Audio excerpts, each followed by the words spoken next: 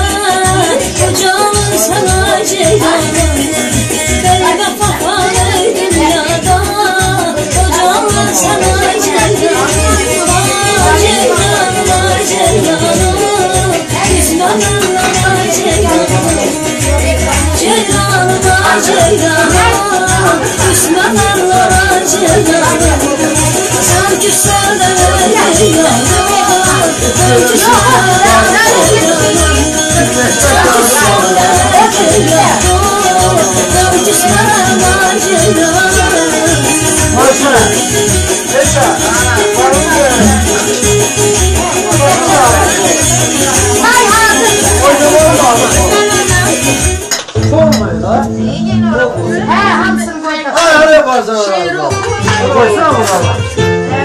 Onun yarasında de. Onun yarasında.